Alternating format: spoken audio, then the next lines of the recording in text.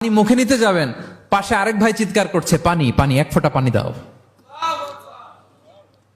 ওই সাহাবী বলেন, আমাকে না, আমার ভাইকে দাও, আমার আগে আমার ভাইকে দাও।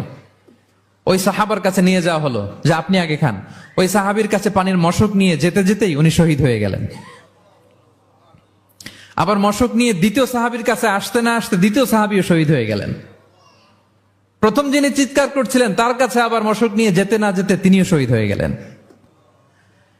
সুবহানাল্লাহ পড়বেন না? ওয়ায়ুসিরুনা আলা আনফুসিহিম ওয়ালাউ কানা বিহিম খাসাসা। নিজেদের প্রয়োজন থাকা সত্ত্বেও মুমিনরা তার অন্য ভাইয়ের প্রয়োজনকে প্রাধান্য দেয়। আল্লাহু আকবার। এই হচ্ছে আমাদের ভ্রাতৃত্বের দৃষ্টান্ত।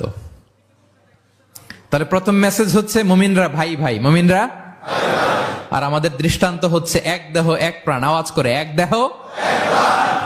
আর আমরা যদি কখনো বিবাদে জড়াই আমরা এটাকে সংশোধন করে দেব, আপোষে মিল